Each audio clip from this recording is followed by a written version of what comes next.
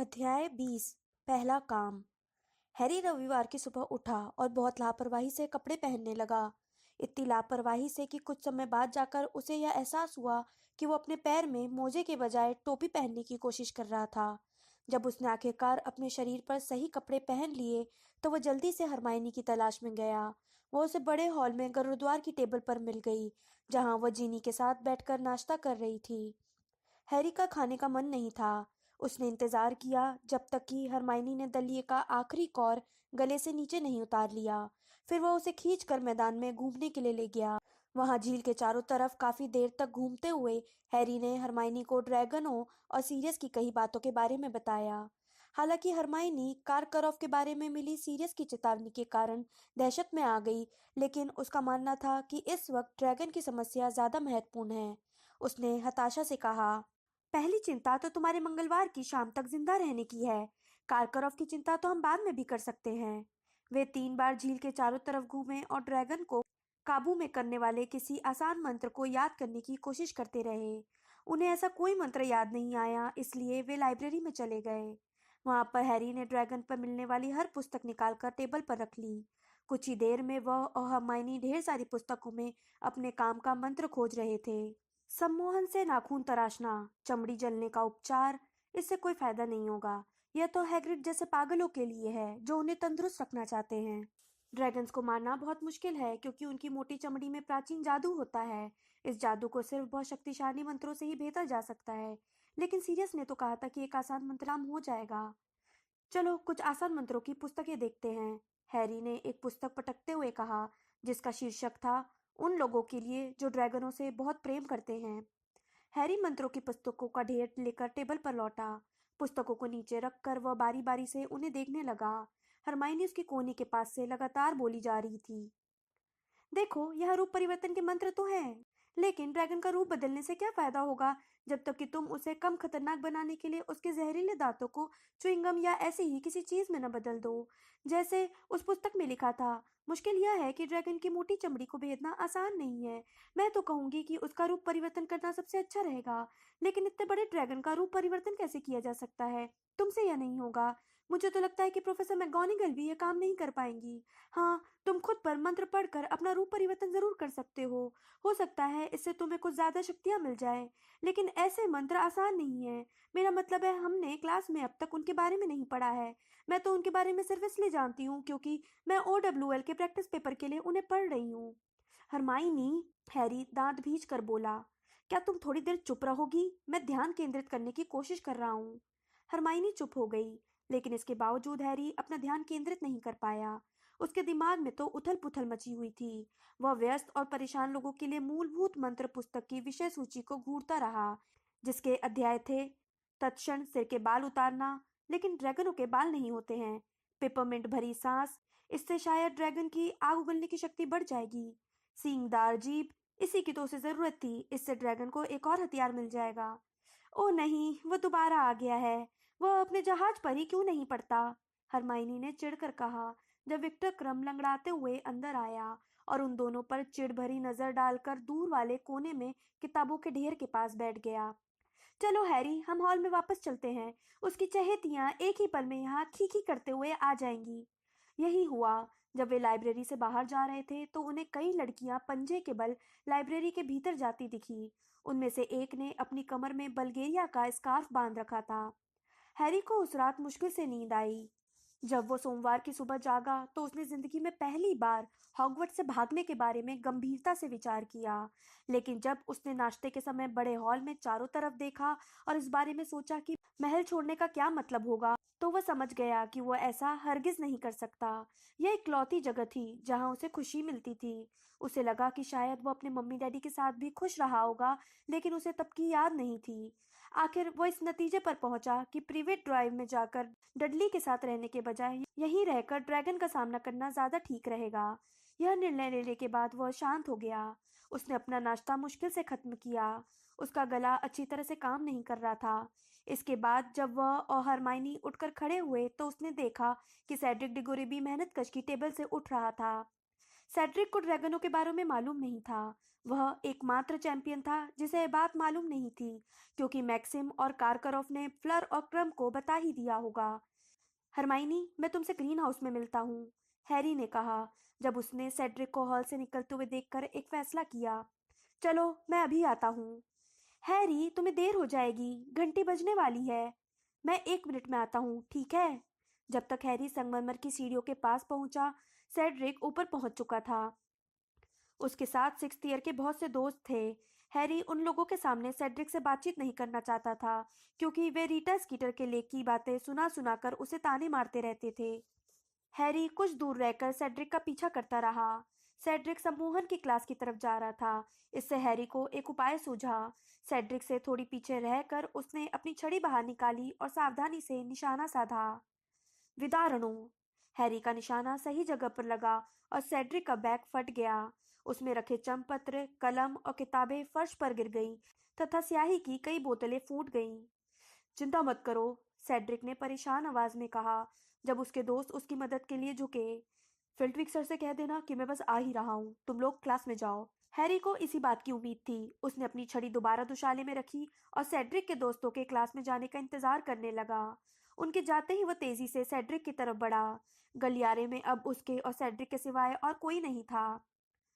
हाय, Cedric ने उच्च रूप परिवर्तन मार्गदर्शिका पुस्तक उठाते हुए कहा, जो स्याही में पूरी तरह भीग चुकी थी। मेरा बैग न जाने कैसे फट गया, बिल्कुल नया था।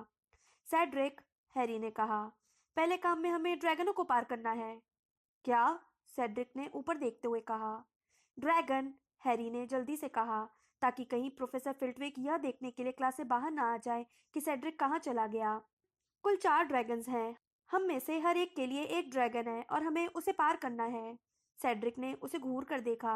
शनिवार की रात से हैरी जिस दहशत में जी रहा था, उसमें से कुछ सेड्रिक की भूरी आंखों में भी दिखाई देने लगी। सेड्रिक ने धीरे से पूछा, क्या तुम्हें पूरा यकीन है? बिल्कुल, हैरी बोला, मैंने उन्हें अपनी आंखों से देखा है। लेकिन तुम्हें पता कैसे चला? हमें बात मालूम नहीं होनी चाहिए। उसे छोड़ो, हैरी ने जल्दी से कहा। वह जानता था कि अगर उसने सच्चाई बता दी तो हैग्रिड मुश्किल में पड़ जाएगा। लेकिन मैं अकेला ही नहीं हूँ जिसे ये बात मालूम है। फ्लर और क्रम भी अब तक जान चुके होंगे। मैक्सिम और कॉयक्रॉफ ने भी ड्रैगन देख लिए थे। सेड्रिक उठकर खड़ा हुआ। उसके हाथों में स्याही से भरी कलमें, चंपत्र और पुस्तकें थीं। उसका फटा बैग उसके कंधे पर लटक रहा था। उसने हैरी को घूर कर देखा और उसकी आंखों में हैरानी का, लगभग संदेह का भाव आ गया। उसने पूछा, तुम मुझे क्यों बता रहे हो? हैरी ने अविश्वास से उसे देखा। उसे यकीन था कि अगर सेड्रिक खुद ड्रैगन देख लेता तो यह सवाल नहीं पूछता। हैरी बिना किसी तैयारी के अपने बुरे से बुरे दुश्मन को भी उन ड्रैगनों के सामने नहीं जाने देता। हाँ, जब तक कि वे मेलफॉय या स्नेप ना हो। यह निर्णयपूर्ण है ना? उसने सेड्रिक से कहा। अब हम सभी जानते हैं। अब हम सभी बराबरी पर हैं, है ना? सेड्रिक अब भी उसे थोड़े शक भरे अंदाज में देख रहा था। तभी हैरी को अपने पीछे ठक ठक की जानी पहचानी आवाज सुनाई दी। उसने मुड़कर देखा कि बावरे नैन मूडी पास के ही एक क्लासरूम से बाहर निकल रहे थे। मेरे साथ चलो पॉटर, वे गुर्रा कर बोले। डिगोरी, तुम अपनी क्लास में जाओ। हैरी ने मूडी को डर कर देखा। क्या उन्होंने उन दोनों की बातें सुन ली थी? प्रोफेसर, मुझे जड़ी बूटी विज्ञान की क्लास में जाना है। उसकी चिंता छोड़ो पॉटर, मेरे ऑफिस में चलो। हैरी उनके पीछे पीछे चल दिया। वह सोचता जा रहा था कि अब उसके साथ जाने क्या होने वाला है। कहीं मूडी यह तो नहीं जानना चाहेंगे कि उसे ड्रैगनों के बारे में कैसे मालूम चला। कहीं मूडी डंबलडोर के पास जाकर हैग्रिड के बारे में तो नहीं बता देंगे, या फिर हैरी को नेवले में तो नहीं बदल देंगे। हैरी ने सोचा कि अगर वो नेवला बन गया तो उसे ड्रैगन के पार जाने में ज्यादा आसानी होगी। तब वो बहुत छोटा हो जाएगा और 50 फुट की ऊंचाई से ड्रैगन उसे देख नहीं पाएगी। वह मूडी के पीछे पीछे उनके ऑफिस में पहुंच गया। मूडी ने दरवाजा बंद किया और हैरी की तरफ मुड़े। उनकी जादुई और सामान्य दोनों आंखें उसी पर टिकी हुई थी। मूडी ने धीरे से कहा, तुमने अभी अभी बहुत अच्छा काम किया है पॉटर। हैरी को समझ में नहीं आया कि वो क्या कहे, क्योंकि उसे उनसे इस तरह की प्रतिक्रिया की तो उम्मीद ही नहीं थी। मूडी ने कहा, बैठ जाओ। हैरी बैठ गया और चारों तरफ देखने लगा। वह पिछले 2 टीचर्स के कार्यकाल में इस ऑफिस में आ चुका था। प्रोफेसर लॉकहार्ट के जमाने में दीवारों पर खुद प्रोफेसर लॉकहार्ट की मुस्कुराती और आंख मारती हुई तस्वीरें लगी रहती थी। जब ल्यूपिन यहाँ रहते थे तो यहाँ पर कोई ना कोई आकर्षक नया गुप्त प्राणी रखा रहता था, जिसके बारे में वे क्लास में पढ़ाना चाहते थे। बहरहाल अब इस ऑफिस में बहुत सी बेहद अजीब चीजें भरी हुई थी। हैरी को लगा कि मूडी इन चीजों का इस्तेमाल तब करते होंगे जब वे ऑरर हुआ करते थे। उनकी डेस्क पर एक बड़ा और चटका हुआ कांच का लट्टू रखा था। हैरी उसे देखते ही एकदम पहचान गया कि वह मुखबिर यंत्र था। उसके पास भी एक मुखबिर यंत्र था, हालांकि वह मूडी के मुखबिर यंत्र से बहुत छोटा था। एक कोने में एक छोटी टेबल रखी थी, जिस पर मुड़े हुए सुनहरे टेलीविजन एरियल जैसे एक चीज रखी थी। उसमें से धीमी धीमी आवाजें आ रही थी। हैरी के सामने वाली दीवार पर एक आईना टंगा था, लेकिन उसमें कमरे का प्रतिबिंब दिखाई नहीं दे रहा था। इसके बजाय उस आईने में छायादार आकृतियां घूम रही थी, जो स्पष्ट नहीं दिख रही थी। गुप्त कला को पकड़ने के मेरे यंत्र पसंद आए, मूडी ने कहा, जो हैरी को गौर से देख रहे थे। वह क्या है? हैरी ने मुड़े हुए सुनहरे एरियल की तरफ इशारा करते हुए पूछा। मूडी बोले, गोपन संवेदक है। किसी के झूठ बोलते ही यह कंपन करने लगता है। जाहिर है यहाँ इसका कोई फायदा नहीं है। हर तरफ विद्यार्थी झूठ बोलते रहते हैं कि उन्होंने अपना होमवर्क क्यों नहीं किया। जब से मैं यहाँ आया हूँ यह लगातार कंपन कर रहा है। मुझे अपने मुखबिर यंत्र को इसलिए बंद करना पड़ा क्योंकि इसकी सीटी हमेशा बजती रहती थी। यह बहुत ही संवेदनशील है। यह 1 मील से भी ज्यादा दूर तक होने वाले किसी भी गलत काम को झट से पकड़ लेता है। उन्होंने गुर्राते हुए आगे जोड़ा। जाहिर है विद्यार्थियों के गलत कामों के अलावा भी यह कई महत्वपूर्ण चीजें पकड़ सकता है। और यह आईना किस लिए है? ओह, यह तो मेरा शत्रु आईना है। इसमें मेरे शत्रु चारों तरफ मंडराते हुए दिखते हैं। जब तक कि मुझे उनकी आंखें नहीं दिख जाती हैं, तब तक मुझ पर कोई मुश्किल नहीं आ सकती, और उस वक्त मैं अपना संदूक खोल लेता हूँ। उन्होंने हल्के से रूखी हंसी हंसते हुए खिड़की के नीचे रखे एक बड़े संदूक की तरफ इशारा किया। संदूक में एक कतार में 7 चाबियों के छेद थे। हैरी ने सोचा कि इसके अंदर जाने क्या होगा, लेकिन मूडी का अगला सवाल उसे सीधे जमीन पर ले आया। तो तुमने फैसला कर लिया है कि तुम ड्रैगन से कैसे निपटोगे? हैरी झिझका। उसे इसी बात का डर था, लेकिन उसने सेड्रिक को नहीं बताया था, और वह निश्चित रूप से मूडी को भी नहीं बताने वाला था कि हैग्रिड ने नियम तोड़े थे। ठीक है, मूडी ने बैठते हुए और आ भरते हुए अपनी लकड़ी के पैर को फैलाया। धोखा देना जादूगरी के त्रिकोणीय टूर्नामेंट का पारंपरिक हिस्सा है, और ऐसा हमेशा से है। मैंने धोखा नहीं दिया, हैरी ने जल्दी से कहा। यह तो एक तरह का संयोग था जिससे मुझे पता चल गया। मूडी मुस्कुराए। लड़के, मैं तुम्हें दोष नहीं दे रहा हूँ। मैं तो शुरू से ही डंबलडोर से कह रहा हूँ कि वे चाहे जितने आदर्श बन जाएं, लेकिन कारकरफ और मैक्सिम से इसकी उम्मीद नहीं की जा सकती। उन्होंने अपने चैंपियनों को अब तक हर वो बात बता दी होगी जो वे बता सकते होंगे। वे जीतना चाहते हैं, वे डंबलडोर को हराना चाहते हैं, वे यह साबित करना चाहते हैं कि डंबलडोर भी इंसान है।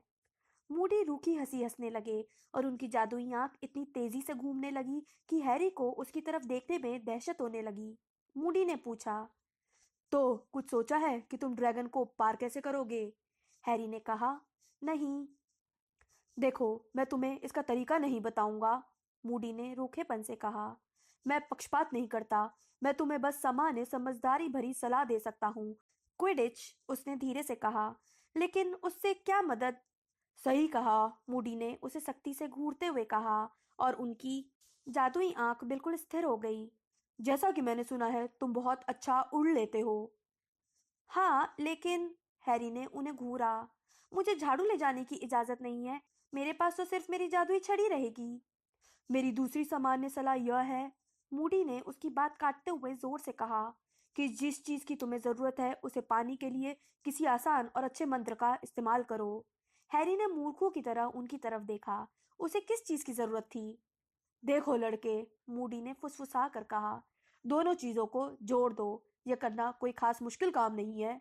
हैरी को तुरंत समझ में आ गया। वो उड़ने में निपुण था। उसे ड्रैगन को पार करना था। उसके लिए उसे अपनी फायर बोल्ट की जरूरत थी, और अपनी फायर बोल्ट के लिए उसे जरूरत थी हरमाइनी की। 10 मिनट बाद हैरी ग्रीन हाउस नंबर 3 में भागते हुए घुसा। हैरी ने प्रोफेसर स्प्राउट से जल्दी से माफी मांगी और उनके पास से निकलते हुए हरमाइनी के पास पहुंचकर बोला, हरमाइनी, मुझे तुम्हारी मदद की जरूरत है। तुम्हें क्या लगता है मैं क्या करने की कोशिश कर रही हूँ, हैरी? उसने फुसफुसा कर कहा। जिस फड़फड़ाती झाड़ी को वो तराश रही थी, उसके ऊपर उसकी आंखें चिंता के कारण गोल हो गईं। हरमाइनी, मुझे कल दोपहर तक आवाहन सम्मोहन में निपुण होना है। उन्होंने जमकर प्रैक्टिस की। उन्होंने लंच तक नहीं किया। इसके बजाय लंच के दौरान वे खाली क्लासरूम में गए, जहां हैरी ने कई चीजों को कमरे के पार अपनी तरफ उड़ाने की भरकस कोशिश की।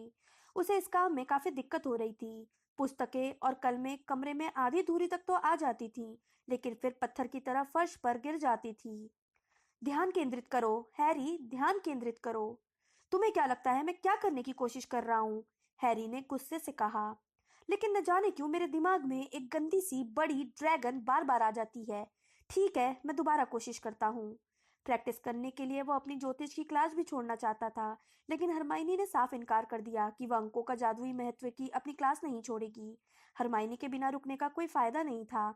इसलिए हैरी को मजबूरन 1 घंटे से ज्यादा समय तक प्रोफेसर ट्रिलोनी को झेलना पड़ा, जो आधे घंटे तक क्लास को यह बताती रही कि इस समय शनि और मंगल की स्थिति ऐसी है कि जुलाई में पैदा हुए लोगों की अकस्मात और हिंसक मृत्यु का बहुत ज्यादा खतरा है। अच्छा, यह तो बहुत ही अच्छी बात है, हैरी ने जोर से कहा, क्योंकि उसे बहुत तेज गुस्सा आ रहा था। बशर्ते मैं घिसट घिसट कर मरूं, मैं ज्यादा समय तक कष्ट नहीं उठाना चाहता। एक पल के लिए रॉन ने उसकी तरफ देखा। ऐसा लग रहा था जैसे वह हंसने वाला हो। उसने कई दिनों बाद हैरी से नजरें मिलाई थी, लेकिन हैरी अब रॉन से इतना चिढ़ने लगा था कि उसे इस बात की परवाह नहीं थी। बाकी की क्लास में हैरी अपनी टेबल के नीचे से छोटी छोटी चीजों को अपनी छड़ी से आकर्षित करने की कोशिश करता रहा। एक मक्खी सीधे उसके हाथ पर आकर बैठ गई। हालांकि हैरी को पूरी तरह भरोसा नहीं था कि यह आवाहन समून के कारण हुआ होगा। शायद मक्खी मूर्ख थी। ज्योतिष की क्लास के बाद उसने न चाहते हुए भी थोड़ा सा खाना खाया और फिर हरमाइनी के साथ खाली क्लासरूम में चला गया। टीचर्स की नजरों से बचने के लिए उसने अदृश्य चोगा पहन लिया। वे आधी रात तक प्रैक्टिस करते रहे। वे वहां और ज्यादा समय तक रुकते, लेकिन तभी पीव्स वहां आ गया। उसे लगा हैरी यह चाहता था कि उसकी तरफ चीजें फेंकी जाएं, इसलिए वो हैरी की तरफ कुर्सियां फेंकने लगा। हैरी और हरमाइनी जल्दी से कमरे से बाहर निकल गए। वे जानते थे कि आवाजें सुनकर फिल्च कभी भी वहां आ सकता है। वे गुरुद्वार के हॉल में गए, जो अब खाली हो चुका था। रात को 2 बजे हैरी अंगीठी के पास खड़ा हुआ था। उसके आसपास बहुत सारी चीजों का ढेर लगा था, जिनमें किताबें, कलमें, कई उल्टी कुर्सियां और नेविल का मेढक ट्रेवर थे। सिर्फ आखिरी आधा घंटे में ही हैरी आवाहन सम्मोहन में निपुण हो पाया था। हरमाइनी ने थके लेकिन खुश अंदाज में कहा, यह बेहतर है हैरी, यह पहले से बहुत बेहतर है। हाँ, अब पता चल गया कि अगली बार जब मुझे किसी मंत्र में निपुणता हासिल करनी है तो क्या करना है। हैरी ने पुरातन लिपियों की डिक्शनरी हरमाइनी की तरफ फेंकते हुए कहा, ताकि वह दोबारा कोशिश कर सके। मुझे ड्रैगन से डरा देना, ठीक है? उसने एक बार फिर अपनी छड़ी उठाई। आगमनो डिक्शनरी। भारी पुस्तक हरमाइनी के हाथ से निकलकर हैरी की तरफ उड़ी और हैरी ने उसे पकड़ लिया। हरमाइनी ने खुश होते हुए कहा, हैरी, मुझे लगता है कि अब तुम इसमें सचमुच पारंगत हो गए हो। बस यह कल साथ दे जाए, हैरी बोला। फायरबोल्ट इन चीजों की अपेक्षा बहुत दूर रहेगी। वह महल के अंदर रहेगी, जबकि मैं बाहर मैदान में रहूंगा। इससे कोई फर्क नहीं पड़ता, हरमाइनी ने दृढ़ता से कहा। अगर तुम उस पर सचमुच अच्छे से ध्यान केंद्रित करोगे तो वह जरूर आएगी। हैरी, अच्छा यही रहेगा कि अब हम थोड़ी देर सो लें। तुम्हें नींद की जरूरत है। आवाहन सम्मोहन मंत्र सीखने के लिए हैरी उस शाम को इतना ज्यादा ध्यान केंद्रित कर रहा था कि उसकी दहशत काफी कम हो गई थी। लेकिन अगली सुबह दहशत पूरी तेजी से वापस लौट आई। स्कूल का माहौल तनाव और रोमांच से भरा हुआ था। क्लासें दोपहर को जल्दी खत्म होने वाली थीं, ताकि सभी विद्यार्थी ड्रैगनों के बाड़े तक पहुंच सके। हालांकि विद्यार्थियों को यह बात मालूम नहीं थी कि वहां पर ड्रैगन्स हैं। हैरी खुद को अपने आसपास के सभी लोगों से बहुत अलग थलग महसूस करने लगा। भले ही उसके पास से गुजरते हुए वे उसे गुड लक कह रहे हों या फुसफुसा कर कह रहे हों, हम तुम्हारे लिए रुमाल तैयार रखेंगे पॉटर। वह इतना ज्यादा घबरा रहा था कि उसने सोचा कि ड्रैगन को देखते ही वह पगला ना जाए और अपने आसपास दिखने वाले हर व्यक्ति को शाप न देने लगे। समय बड़े ही अजीब तरीके से चलने लगा। यह बड़े बड़े डग भर रहा था। उसे लगा एक पल वह अपनी पहली क्लास जादू का इतिहास में बैठा था और दूसरे ही पल वह लंच करने के लिए जा रहा था। और फिर सुबह कहाँ चली गई थी? ड्रैगन विहीन आखिरी घंटे कहाँ चले गए थे? प्रोफेसर मैगोनिकल बड़े हॉल में जल्दी से उसके पास आ रही थी। बहुत से विद्यार्थी उन्हें देख रहे थे। पॉटर, चैंपियनों को अब मैदान में पहुंचना है। तुम्हें अपने पहले काम की तैयारी करनी है। ठीक है, हैरी ने खड़े होते हुए कहा। उसका कांटा छन की आवाज करता हुआ प्लेट में गिर गया। गुड लक हैरी, हरमाइनी फुसफुसा कर बोली। सब कुछ ठीक हो जाएगा। हाँ, हैरी ने एक ऐसी आवाज में कहा जो उसकी नहीं लग रही थी। वो प्रोफेसर मैगोनिकल के साथ बड़े हॉल से बाहर निकला। यहाँ तक कि वह भी आज काफी अलग दिख रही थी। दरअसल वे भी हरमाइनी जितनी ही चिंतित दिख रही थी। जब वे उसके साथ पत्थर की सीढ़ियों पर नीचे उतरी और नवंबर की सर्द धूप से बाहर निकली तो उन्होंने हैरी के कंधे पर हाथ रखा। वे बोली, दहशत में मत आना, बस अपने दिमाग को ठंडा रखना। अगर स्थिति बिगड़ जाती है तो उसे संभालने के लिए जादूगर पास में ही रहेंगे। खास बात यह है कि तुम अपनी सर्वश्रेष्ठ कोशिश करना। अगर तुम हार भी गए तब भी कोई तुम्हारे बारे में बुरी राय नहीं रखेगा। तुम ठीक तो हो? हाँ, हैरी ने खुद को कहते हुए पाया। हाँ, मैं बिल्कुल ठीक हूँ। वे उसे जंगल के किनारे से घुमाकर ड्रैगनों के अहाते की तरफ ले जा रही थी। लेकिन जब वे पेड़ों के झुरमुट के पास पहुंचे, जहां से अहाता नजर आता था, तो हैरी ने देखा कि ड्रैगनों के अहाते को छुपाने के लिए एक तंबू लगा दिया गया था, ताकि चैंपियनों को ड्रैगन नजर न आए। तुम्हें बाकी चैंपियनों के साथ इसी तंबू में जाना है, प्रोफेसर मैकगोनागल ने थोड़ी कांपती हुई आवाज में कहा। अपनी बारी का इंतजार करना पॉटर। मिस्टर बैगमैन अंदर ही हैं। वे तुम्हें बताएंगे कि कब क्या करना है। Good luck. धन्यवाद, हैरी ने कहा। उसे अपनी ही आवाज अजनबी लग रही थी। प्रोफेसर मैकगोनागल उसे तंबू के दरवाजे के पास छोड़कर चली गई। हैरी तंबू के भीतर गया। फ्लर डेरेकॉर एक कोने में लकड़ी के स्टूल पर बैठी हुई थी। आज वह हमेशा जितनी शांत नहीं दिख रही थी। इसके बजाय उसका चेहरा थोड़ा पीला और पसीना पसीना दिख रहा था। विक्टर क्रम हमेशा से ज्यादा चिड़चिड़ा लग रहा था। हैरी को लगा कि शायद ऐसा घबराहट के कारण होगा। सेड्रिक इधर से उधर टहल रहा था। हैरी के भीतर आते समय सेड्रिक धीरे से मुस्कुराया। हैरी भी मुस्कुराया, लेकिन उसे एहसास हुआ कि उसके चेहरे की मांसपेशियां सख्त हो गई थी, जैसे वे ये भूल ही गई हों कि मुस्कुराया कैसे जाता है। हैरी, बहुत बढ़िया, बैगमैन ने खुश होकर उसे देखते हुए कहा। अंदर आ जाओ, अंदर आ जाओ, थोड़ी देर आराम कर लो। पीले चेहरे वाले चैंपियनों के बीच खड़े हुए बैगमैन किसी कार्टून जैसे लग रहे थे। उन्होंने आज फिर अपना ततैये वाला दुशाला पहन रखा था। बैगमैन ने उत्साह से कहा, अच्छा, अब सभी चैंपियन आ चुके हैं। आप लोगों को कुछ बातें बतानी हैं। जब दर्शक बैठ जाएंगे तो मैं आपके सामने यह बैग रखूंगा। उन्होंने रेशम का एक छोटा बैगनी बैग उठाकर दिखाया, जिसमें से आप उस चीज का छोटा मॉडल चुनेंगे जिसका आपको सामना करना है। वे अलग अलग प्रजातियों के हैं। मैं आपको कुछ और भी बताना चाहता हूँ। ओह हाँ, आपका काम सुनहरे अंडे को उठा कर लाना है। हैरी ने बाकी चैंपियनों की तरफ देखा। सेड्रिक ने यह दिखाने के लिए सिर हिलाया कि वो बैगमैन के शब्दों का मतलब समझ गया है। इसके बाद वो एक बार फिर टेंट में चारों तरफ टहलने लगा। उसका चेहरा थोड़ा हरा दिख रहा था। फ्लर डेलकोर और क्रम ने कोई प्रतिक्रिया नहीं की। शायद उन्हें यह लग रहा होगा कि अगर उन्होंने अपना मुंह खोला तो उन्हें उल्टी हो सकती है। निश्चित रूप से हैरी को तो ऐसा ही लग रहा था, लेकिन वे लोग तो इस प्रतियोगिता में अपनी इच्छा से शामिल हुए थे। कुछ ही पल बाद चैंपियनों को दर्शकों के आने की आवाज सुनाई दी। सैकड़ों लोग रोमांच भरे स्वर में बातें और हंसी मजाक करते हुए टेंट के पास से गुजर रहे थे। हैरी दर्शकों की भीड़ से खुद को इस तरह अलग महसूस करने लगा जैसे वे किसी अलग प्रजाति के लोग हों। और फिर हैरी को लगा कि एक सेकेंड बाद ही बैगमैन रेशम के बैगनी बैग को खोल रहे थे। पहले महिलाएं, उन्होंने फ्लर डेलाकोर की तरफ बैग बढ़ाते हुए कहा। फ्लर ने बैग में कांपता हुआ हाथ डाला और एक ड्रैगन का छोटा मॉडल निकाला। वेल्श ग्रीन, इसकी गर्दन पर डले कार्ड पर 2 लिखा था। फ्लर के चेहरे पर हैरानी का नहीं बल्कि संकल्प का भाव दिख रहा था, जिससे हैरी समझ गया कि उसका अंदाजा सही था। मैडम मैक्सिम ने फ्लर को बता दिया था कि पहला काम क्या है। यही क्रम के बारे में भी सच था। उसने लाल चाइनीज फायरबॉल के मॉडल को बाहर निकाला। उसकी गर्दन में डले कार्ड पर 3 लिखा था। उसने पलकें तक नहीं झपकाई, बस लगातार जमीन को घूर कर देखता रहा। फिर सेड्रिक ने बैग में हाथ डाला और नीले भूरे स्वीडिश शॉर्ट स्नाउट के मॉडल को बाहर निकाला, जिसकी गर्दन के काट पर 1 लिखा था। हैरी जानता था कि अब क्या बचा है।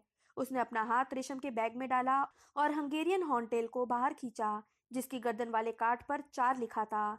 जब उन्होंने ड्रैगन की तरफ देखा तो ड्रैगन ने अपने पंख फैलाए और अपने छोटे छोटे दांत दिखाने लगी। तो ठीक है, बैगमैन बोले। आप सभी ने ड्रैगन के जिस मॉडल को निकाला है, आपको उसी का सामना करना है। उन पर नंबर लिखे हुए हैं। आप लोगों को इसी क्रम में ड्रैगनों का सामना करना है, ठीक है? मैं एक पल बाद आप लोगों को अकेला छोड़कर चला जाऊंगा, क्योंकि मुझे कमेंट्री करनी है। मिस्टर डिगोरी, आपको सबसे पहले जाना है। बस सीटी की आवाज सुनते ही अहाते में बाहर चले जाना, ठीक है? अच्छा, हैरी, एक मिनट सुनो, बाहर चलोगे? और हाँ, हैरी ने सूनेपन से कहा और बैगमैन के साथ तंबू से बाहर चला गया। बैगमैन उसे पेड़ों के बीच से कुछ दूर ले गए और फिर अपने चेहरे पर पिता जैसे भाव लाकर उसकी तरफ मुड़े। हैरी, ठीक तो लग रहा है? क्या मैं तुम्हारी कोई मदद कर सकता हूँ? क्या? हैरी ने कहा। नहीं, मुझे कोई मदद नहीं चाहिए। तुम्हारे दिमाग में कोई योजना है? बैगमैन ने अपनी आवाज धीमी करते हुए कहा, जैसे वे कोई साजिश कर रहे हो। अगर तुम चाहो तो मैं तुम्हें कुछ उपाय सिखा सकता हूँ। यहाँ पर बैगमैन ने अपनी आवाज और धीमी कर ली तथा आगे बोले, तुम सबसे छोटे चैंपियन हो हैरी। अगर तुम्हें किसी तरह की मदद की जरूरत हो तो इशारा भर कर दो। नहीं, हैरी ने तपाक से कह तो दिया, लेकिन फिर उसे लगा कि बैगमैन को इतने सपाट आवाज से बुरा लग सकता है। इसलिए उसने बात को संभालते हुए जल्दी से यह भी जोड़ दिया, नहीं, मैंने फैसला कर लिया है कि मैं क्या करने वाला हूँ। धन्यवाद। बैगमैन ने उसे आंख मारते हुए कहा। किसी को भी पता नहीं चलेगा हैरी। नहीं, मुझे कोई दिक्कत नहीं है, हैरी ने कहा, और यह सोचने लगा कि उसे लोगों से यही वाक्य क्यों कहना पड़ रहा है। हालांकि सच तो यह था कि वो बहुत दिक्कत में था। मैंने एक योजना बना ली है। मैं तभी कहीं से सीटी बजने की आवाज सुनाई दी। हे भगवान, मुझे भागना पड़ेगा, बैगमैन दहशत में बोले और जल्दी से चले गए। हैरी वापस तंबू में जाने लगा। उसने देखा कि सेड्रिक तंबू में से बाहर निकल रहा था। उसका चेहरा पहले से ज्यादा हरा दिख रहा था। जब वह उसके पास से निकला तो हैरी ने उसे गुड लक कहा, लेकिन उसके मुंह से शब्द के बजाय सिर्फ एक हुंकार की आवाज निकली। हैरी तंबू में फ्लर और क्रम के पास चला गया। कुछ सेकंड बाद उन्हें दर्शक का कोलाहल सुनाई दिया, जिसका मतलब यही हो सकता था कि सेड्रिक अहाते में घुस चुका है और ड्रैगन के सामने पहुंच चुका है। तंबू में बैठकर दर्शकों का शोर सुनना बहुत ही डरावना था। यह तो हैरी की कल्पना से भी ज्यादा बुरा था। जब सेड्रिक स्वीडिश शॉर्ट स्नाउट को पार करने की कोशिश कर रहा था तो दर्शक चीख रहे थे, चिल्ला रहे थे, आ भर रहे थे। क्रम अब भी जमीन को घूरे जा रहा था। फ्लर अब सेड्रिक की तरह तंबू में चारों तरफ घूमने लगी थी। उधर बैगमैन की कमेंट्री के कारण हैरी का डर और बढ़ रहा था। हैरी के मन में भयंकर तस्वीरें आ रही थी। जब उसने सुना, बाल बाल बचे, बहुत ही करीबी मामला था। वह कितना बड़ा जोखिम ले रहा है। चतुर चाल, अफसोस कि यह काम नहीं आई। और फिर लगभग 15 मिनट बाद हैरी को कान फोड़ू शोर सुनाई दिया, जिसका सिर्फ एक ही मतलब हो सकता था, सेड्रिक ने ड्रैगन को पार करके उसका सुनहरा अंडा उठा लिया था। बहुत ही बढ़िया, बैगमैन ने चिल्लाकर कहा, और अब निर्णायक अपने अंक दिखाएंगे। बैगमैन ने चिल्लाकर सेड्रिक के अंक नहीं बताए। हैरी को लगा कि निर्णायक अंक तख्तियों पर लिखकर दर्शकों को दिखा रहे होंगे। एक हो गया, 3 बचे हैं, बैगमैन चिल्लाए। जब सीटी दोबारा बजी, मिस डेलोकॉर, अब आपकी बारी है। फ्लर सिर से पैर तक कांप रही थी। जब वह अपना सिर तान कर और हाथ में छड़ी पकड़कर तंबू से बाहर निकली तो हैरी के मन में उसके प्रति सहानुभूति का सैलाब उमड़ने लगा। अब तंबू में सिर्फ वह और क्रम ही बचे थे। वे तंबू के अलग अलग छोर पर खड़े थे और एक दूसरे से नजरें चुरा रहे थे। वही प्रक्रिया एक बार फिर शुरू हुई। ओह, मुझे यकीन नहीं हो रहा है कि यह काम समझदारी भरा था, उन्हें बैगमैन की खुशी भरी आवाज सुनाई दी। ओह, बहुत ही नजदीकी मामला था। अब सावधान रहना। हे भगवान, मैंने सोचा था कि इससे काम बन जाएगा। 10 मिनट बाद हैरी को एक बार फिर दर्शकों की तालियों का जोरदार शोर सुनाई दिया। फ्लर भी सफल हो गई होगी। कुछ देर तक खामोशी छाई रही। हैरी ने सोचा शायद निर्णायक फ्लर के अंक दिखा रहे होंगे। फिर तेज तालियां बजी और फिर तीसरी बार सीटी बजी। और अब आ रहे हैं मिस्टर क्रम, बैगमैन चिल्लाए और क्रम लंगड़ाते हुए बाहर चला गया। अब हैरी तंबू में अकेला रह गया था। अब उसका ध्यान अपने शरीर पर गया, जो सामान्य स्थिति में कभी नहीं जाता था। उसे लगा कि उसका दिल अब ज्यादा तेजी से धड़क रहा था और उसकी उंगलियां डर के मारे सुन पड़ रही थी। लेकिन वह अपने पर से ध्यान हटाकर तंबू की दीवारों को देखने लगा और दर्शकों का शोर सुनने लगा, जो बहुत दूर से आता लग रहा था। बहुत दिलेरी का काम, बैगमैन चिल्ला रहे थे। हैरी को चाइनीज फायर बॉल की भयंकर चीख सुनाई दी। वह बहुत जोखिम ले रहा है, और हाँ, उसने अंडा उठा लिया। तालियों ने सर्द हवा को नाजुक शीशे की तरह तोड़ दिया। क्रम ने अपना काम पूरा कर लिया था। अब किसी भी पल हैरी की बारी आ सकती थी।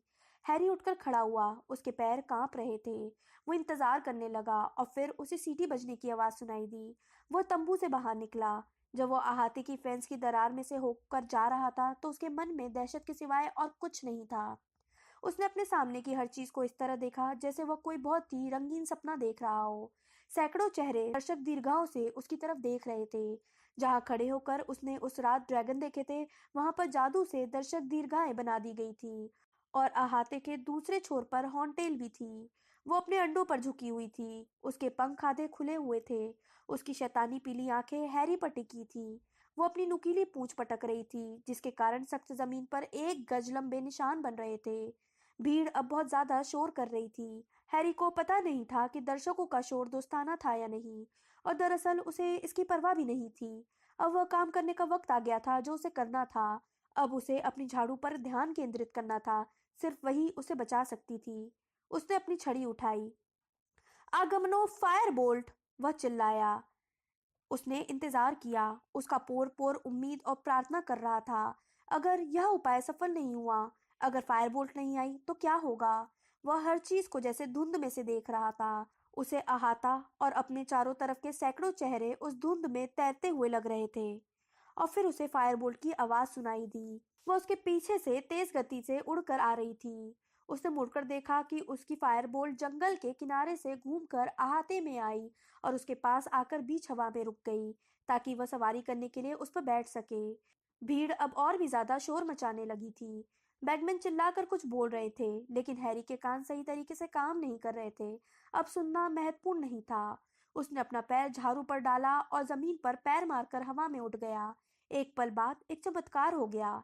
जब वो ऊपर उड़ा तो हवा उसके बालों के बीच से निकली। दर्शकों के चेहरे सुइयों से बने छोटे छोटे सुराखों की तरह दिखने लगे और हॉन्टेल किसी कुत्ते जितनी छोटी दिखने लगी। ऊपर पहुंचने के बाद उसे एहसास हुआ कि वह न सिर्फ जमीन को अपने पीछे छोड़ आया था, बल्कि अपने डर को भी पीछे छोड़ आया था। वो अपने जाने पहचाने माहौल में था। यह एक और क्विडिच मैच था, सिर्फ एक क्विडिच मैच, और हॉन्टेल एक और विरोधी टीम थी। उसने नीचे रखे अंडों की तरफ देखा। उसे सुनहरा अंडा दिख गया जो सीमेंट जैसे रंग के अंडों के बीच में चमक रहा था। ये सभी अंडे ड्रैगन के अगले पैरों के बीच में रखे हुए थे। हैरी ने खुद से कहा, ठीक है, ध्यान भटकाने की नीति अपनानी होगी, चलो। उसने गोता लगाया। हॉर्नटेल का सिर उसकी दिशा में हिला। हैरी समझ गया कि वह क्या करने वाली है, इसलिए वह समय रहते ही मुड़ गया। ड्रैगन ने आग की एक लपट ठीक उसी जगह पर फेंकी जहां हैरी मुड़ने से पहले था। लेकिन हैरी को परवाह नहीं थी। यह तो क्विडिच में पहलवान से बचने की तरह था, इससे ज्यादा कुछ नहीं था। बहुत अच्छे, वह कमाल का उड़ लेता है! बैगमैन चिल्लाए। जब दर्शक चीखे और आंखें फाड़कर देखने लगे। मिस्टर क्रम, क्या आप देख रहे हैं? हैरी और ऊंचाई पर जाकर एक गोले में उड़ने लगा। हॉन्टेल अब भी उसकी तरफ देख रही थी। उसका सिर उसकी लंबी गर्दन पर घूम रहा था। हैरी ने सोचा, अगर हॉन्टेल का सिर इसी तरह गोल गोल घूमता रहा तो वह चकरा जाएगी। लेकिन हॉन्टेल को ज्यादा सताना ठीक नहीं होगा, वरना वो फिर से आग उगलने लगेगी। जैसे ही हॉन्टेल ने अपना मुंह खोला, हैरी नीचे आ गया। लेकिन इस बार उसकी किस्मत उतनी अच्छी नहीं थी। वह लपटों से तो बच गया, लेकिन हॉन्टेल की पूंछ ऊपर हो गई और जब हैरी बाईं तरफ मुड़ा तो पूंछ की सींगदार नोक उसके कंधे से छू गई, जिससे उसका दुशाला फट गया। उसे दर्द हुआ और दर्शकों की चीखें तथा आहें सुनाई दी, लेकिन घाव गहरा नहीं लग रहा था। अब वह हॉन्टेल के पीछे की तरफ उड़ने लगा और अचानक उसे एक संभावना नजर आई। ऐसा लग रहा था कि हॉन्टेल उड़ना नहीं चाहती थी। वो अपने अंडों की सुरक्षा को लेकर चिंतित थी। हालांकि वह कसमसा रही थी और हिल-डुल रही थी, अपने पंख फड़फड़ा रही थी और अपनी डरावनी पीली आंखें हैरी पर जमाई हुई थी। लेकिन वह अंडों से ज्यादा दूर जाने से घबरा रही थी। मगर हैरी को उसे ऐसा करने के लिए मजबूर करना था, वरना वह कभी अंडों के पास नहीं पहुंच पाएगा।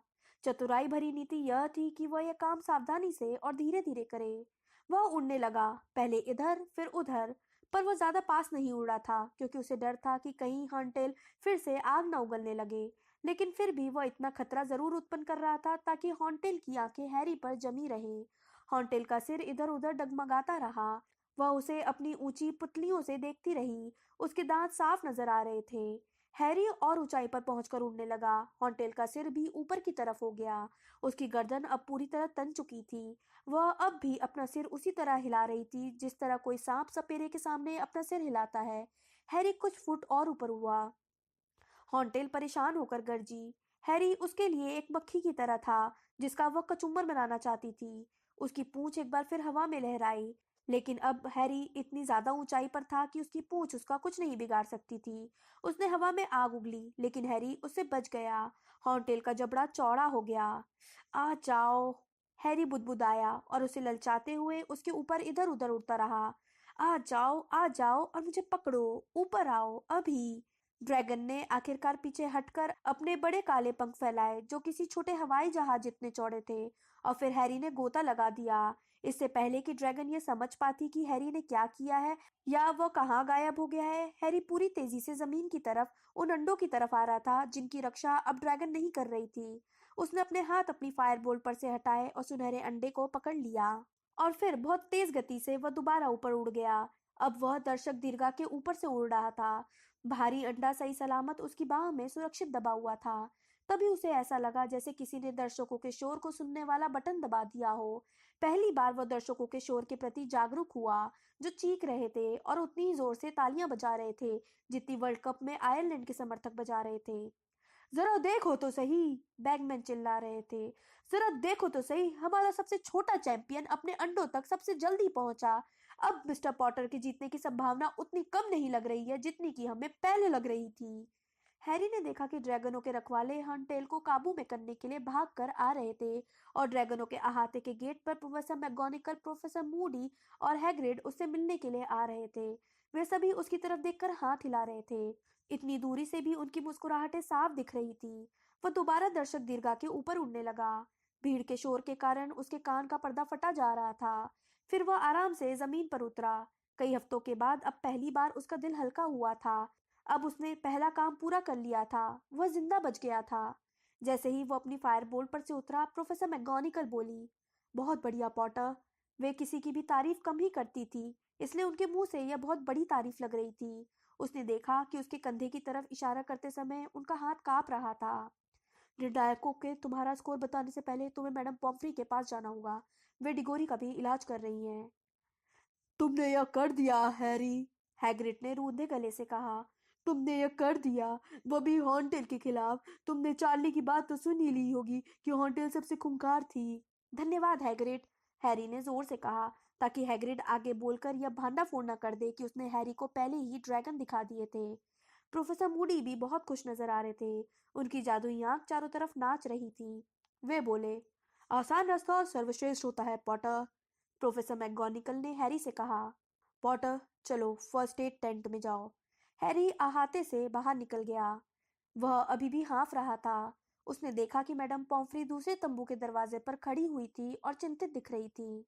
ड्रैगन, उन्होंने हिकारत भरे स्वर में कहते हुए हैरी को अंदर खींच लिया। तंबू कई खंडों में बटे थे। उसे कैनवास के पास सेड्रिक की परछाई दिखाई दे रही थी, लेकिन ऐसा लग रहा था कि सेड्रिक को ज्यादा चोट नहीं लगी थी। वो बैठा हुआ था। मैडम पॉम्फ्री ने हैरी के कंधे की जांच की। इस दौरान वे गुस्से से लगातार बोली जा रही थी।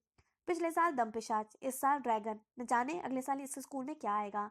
तुम बहुत किस्मत वाले हो। घाव गहरा नहीं है, लेकिन इसे भरने से पहले इसकी सफाई करनी पड़ेगी। उन्होंने घाव को पीले द्रव में डूबे फाहे से साफ किया। घाव में से धुआं उठा और दर्द हुआ, लेकिन फिर मैडम पॉम्फ्री ने उसके कंधे पर अपनी छड़ी रख दी, जिससे घाव तत्काल भर गया। अब 1 मिनट तक शांति से बैठो। बैठो, इसके बाद ही अपना स्कोर देखने जाना। वे जल्दी से तंबू से बाहर चली गई। हैरी को सुनाई दे रहा था कि वे अगले खड्ड में सेड्रिक के पास जाकर उससे पूछ रही थी, अब कैसा लग रहा है डिगोरी? हैरी चुपचाप नहीं बैठना चाहता था। वह बहुत ज्यादा रोमांचित था।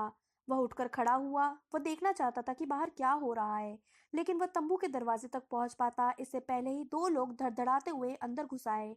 हरमाइनी, उसके ठीक पीछे था रॉन। हैरी, बहुत कमाल का काम किया, हरमाइनी ने चहकती हुई आवाज में कहा। उसके चेहरे पर नाखूनों के निशान थे, क्योंकि उसने डर के मारे खुद को नोच लिया था। बहुत अद्भुत, बहुत ही अद्भुत। लेकिन हैरी तो रॉन को देख रहा था, जिसका चेहरा बहुत सफेद था और वह हैरी की तरफ ऐसे घूर रहा था जैसे वह कोई भूत हो। हैरी, उसने बहुत गंभीरता से कहा, जिसने भी तुम्हारा नाम आग के प्याले में डाला था, मुझे मुझे लगता है वो तुम्हारी जान लेना चाहता है। ऐसा लगा जैसे पिछले कुछ सप्ताह चली लड़ाई कभी हुई ही ना हो। ऐसा लगा जैसे हैरी आग के प्याले में अपना नाम निकलने के बाद रॉन से पहली बार मिल रहा हो। अच्छा, तो ये बात तुम्हें समझ में आ गई, हैरी ने ठंडेपन से कहा। लेकिन समझने में तुमने बहुत वक्त लग गया। हरमाइनी उन दोनों के बीच घबराई हुई खड़ी रही। वो कभी हैरी को तो कभी रॉन को देख रही थी। रॉन ने अपना मुंह खोला और सोचने लगा कि क्या कहे। हैरी जानता था कि रॉन माफी मांगने वाला है, लेकिन अचानक उसने पाया कि वह रॉन के माफी मांगने वाले शब्द नहीं सुनना चाहता था। रॉन के माफी मांगने से पहले ही हैरी ने कहा, चलो ठीक है, अब पुरानी बातें भूल जाओ। नहीं, रॉन बोला, मुझे ऐसा नहीं करना चाहिए था। भूल भी जाओ, हैरी ने कहा। रॉन उसकी तरफ देखकर मुस्कुराया और हैरी भी मुस्कुरा दिया। हरमाइनी रोने लगी। हैरी ने परेशान होकर पूछा, इसमें रोने की क्या बात है? तुम दोनों बहुत मूर्ख हो, वह चिल्लाई। उसने अपने पैर जमीन पर पटके और उसके आंसू उसके दुशाले पर टपकने लगे। फिर इससे पहले कि उनमें से कोई भी उसे रोक पाता, हरमाइनी ने उन दोनों को जल्दी से गले लगाया और जोर जोर से सुबकती हुई वहां से भाग गई। पागल है, रॉन ने अपना सिर हिलाते हुए कहा। हैरी चलो, वे तुम्हारा स्कोर दिखाने वाले होंगे। अपने सुनहरे अंडे और फायर बोल्ट को उठाते हुए हैरी तंबू से बाहर चल दिया। 1 घंटे पहले वह यह सोच भी नहीं सकता था कि उसे इतनी खुशी मिल सकती है। रॉन उसके बगल में तेजी से बोलता जा रहा था। तुमने ये काम सबसे बढ़िया तरीके से किया। कोई तुम्हारे आसपास भी नहीं आ सकता। सेड्रिक ने एक अजीब चीज की। उसने एक चट्टान का रूप परिवर्तन कर दिया। उसने उसे कुत्ते में बदल दिया। वह कोशिश कर रहा था कि ड्रैगन उसके बजाय कुत्ते के पीछे पड़ जाए। यह बहुत बढ़िया रूप परिवर्तन था और यह कुछ हद तक कारगर भी रहा, क्योंकि सेड्रिक ने अंडा उठा लिया। लेकिन सेड्रिक जल भी गया, क्योंकि ड्रैगन ने आधी दूरी जाने के बाद अपना इरादा बदल दिया और यह फैसला किया कि वह कुत्ते के बजाय सेड्रिक का ही पीछा करेगी। वह मुश्किल से बच पाया। फिर फ्लर की बारी थी। उसे सम्मोहन करने की कोशिश की। मुझे लगता है वह उसे मदहोश करने की कोशिश कर रही थी।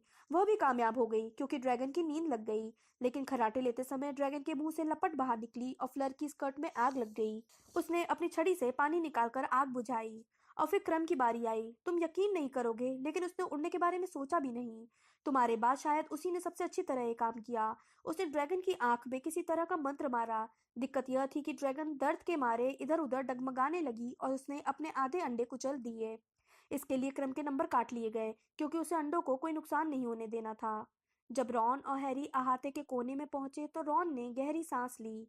अब हॉन्टेल को ले जाया जा चुका था। हैरी को दिख गया कि 5 निर्णायक दूसरे सिरे पर बैठे हुए थे और उनकी सोने से मड़ी कुर्सियां ऊपर उठी हुई थी। हर निर्णायक 10 में से अंक देगा, रॉन ने कहा। हैरी ने ऊपर देखते हुए पहले निर्णायक को देखा। Madam Maxim. उन्होंने अपनी छड़ी हवा में उठाई। उसे एक लंबे रिबन जैसी सफेद चीज उड़ी, जिसने घूमकर खुद को 8 के बड़े अंक में बदल लिया। बुरा नहीं है, रॉन ने कहा, जब दर्शकों ने तालियां बजाई। मुझे लगता है उन्होंने तुम्हारे कंधे के चोट के नंबर काटे होंगे। इसके बाद मिस्टर क्राउच की बारी आई। उन्होंने हवा में 9 का अंक दिखाया। बहुत बढ़िया, रॉन चिल्लाया और उसने हैरी की पीठ ठोकी। फिर डंबलडोर की बारी आई। उन्होंने भी 9 अंक दिए। दर्शक अब पहले से ज्यादा जोर से तालियां बजाने लगे। लूडो बैगबैट ने 10। 10? हैरी ने अविश्वास से कहा। लेकिन मुझे चोट लगी थी। वे क्या कर रहे हैं? हैरी शिकायत मत करो, रॉन रोमांच से चिल्लाया। और फिर कारक्रॉफ्ट ने अपनी छड़ी उठाई। वे एक पल के लिए रुके और फिर उन्होंने अपनी छड़ी से अंक निकाला। 4। क्या? रॉन गुस्से से चिल्लाया। 4? घटिया आदमी, तुमने क्रम को तो 10 नंबर दिए थे। लेकिन हैरी को परवाह नहीं थी। अगर कारक्रॉफ्ट ने उसे 0 भी दिया होता तो भी उसे परवाह नहीं होती। उसकी तरफ से रॉन का गुस्सा ही उसके लिए 100 नंबर के बराबर था। जाहिर है उसने रॉन को यह नहीं बताया। लेकिन जब वह अहाते से जाने के लिए मुड़ा तो उसका दिल काफी हल्का हो चुका था। और यह सिर्फ रॉन के कारण नहीं था। दर्शकों में सिर्फ गरुड़द्वार के विद्यार्थी ही तालियां नहीं बजा रहे थे। जब उन्होंने यह देखा कि हैरी किस चीज का सामना कर रहा है तो ज्यादातर विद्यार्थी सेड्रिक के साथ साथ उसका भी समर्थन करने लगे। उसे नागशक्ति के विद्यार्थियों की परवाह नहीं थी। अब वे चाहे जो कहे, वह उनके तानों को आराम से झेल सकता था। तुम पहले स्थान पर आ गए हो हैरी। तुम्हारे और क्रम दोनों के नंबर बराबर हैं, चार्ली वीजली ने कहा, जो उनसे मिलने के लिए तब तेजी से पास आ गया जब वे स्कूल की तरफ वापस लौटने लगे। सुनो, मैं जल्दी से जाता हूँ। मुझे जाकर मम्मी को उल्लू भेजना है। मैंने वादा किया था कि उन्हें पहले काम के बारे में बताऊंगा, लेकिन यह तो अविश्वसनीय था। ओह हाँ, और बैगमैन ने मुझसे कहा है कि तुम्हें यहाँ पर कुछ देर और रुकना है। बैगमैन तुम्हें चैंपियनों के तंबू में बुला रहे हैं। रॉन ने कहा कि वो बाहर रुककर हैरी के लौटने का इंतजार करेगा। हैरी दोबारा तंबू में गया। अब तंबू बहुत अलग लग रहा था। अब यह दोस्ताना लग रहा था और उसका स्वागत करता महसूस हो रहा था। वह याद करने लगा कि हॉन्टेल को चकमा देते समय उसे कैसा महसूस हो रहा था। फिर उसने उसकी तुलना अपनी बारी के लंबे इंतजार से की। दोनों की कोई तुलना ही नहीं हो सकती थी। इंतजार मुकाबले से बहुत ज्यादा बुरा था। फ्लर, सेड्रिक और क्रम एक साथ अंदर आए। सेड्रिक के चेहरे के एक हिस्से पर नारंगी क्रीम की मोटी परत लगी थी, ताकि उसकी जलन ठीक हो जाए। जैसे ही उसने हैरी को देखा वो मुस्कुरा दिया। बहुत बढ़िया हैरी। और तुम भी, हैरी ने भी मुस्कुराते हुए कहा। बहुत बढ़िया, आप सभी का प्रदर्शन बहुत बढ़िया था, लूडो बैगमैन ने तंबू में फुदकते हुए कहा। वे इतने खुश दिख रहे थे जैसे उन्होंने भी अभी अभी ड्रैगन को पार किया हो। अब मैं जल्दी से आप लोगों को कुछ बातें बता देता हूँ। दूसरे काम से पहले आपको आराम करने का काफी समय मिलेगा। दूसरा काम 24 फरवरी को सुबह 9:30 बजे होगा। लेकिन इस दौरान हम आप लोगों को सोचने के लिए कुछ दे रहे हैं। आप लोगों के हाथ में जो सोने के अंडे हैं उन्हें गौर से देखें। वे खुल सकते हैं। आपको इन अंडों में लगे कब्जे दिख रहे हैं? आपको अंडे के अंदर के सुराग को समझना होगा, क्योंकि उसी से आपको पता चलेगा कि दूसरा काम क्या है और आपको उसके लिए क्या तैयारी करनी है। सभी लोग समझ गए? अच्छा, तो अब आप लोग जा सकते हैं। हैरी तंबू से बाहर निकला और एक बार फिर रॉन के पास पहुंच गया। वे लोग जंगल के किनारे से घूमकर जाने लगे। चलते चलते रॉन बहुत तेजी से बातें कर रहा था। हैरी विस्तार से जानना चाहता था कि बाकी चैंपियनों ने क्या क्या किया था। जब वे इन पेड़ों के झुरमुट के पास पहुंचे जहां हैरी ने सबसे पहले ड्रैगन की गरज सुनी थी, तो एक जादूगरनी अचानक पेड़ों के पीछे से बाहर निकली। वे रीटा स्कीटर थी। आज वे हरे दुशाले पहने हुई थी और उनकी तीव्र कथन कलम उनके हाथ में थी। बताइए हैरी, उन्होंने उसकी तरफ देखकर मुस्कुराते हुए कहा। तुम्हें उस ड्रैगन का सामना करते समय कैसा महसूस हुआ? तुम्हें स्कोरिंग के अन्याय के बारे में कैसा लग रहा है? ज्यादा नहीं बताओगे तो भी चलेगा, सिर्फ 2 ही शब्द काफी होंगे। हाँ, मैं आपसे 2 शब्द कह सकता हूँ, हैरी ने गुस्से से कहा। Goodbye. और फिर वो रॉन के साथ महल की तरफ चल दिया।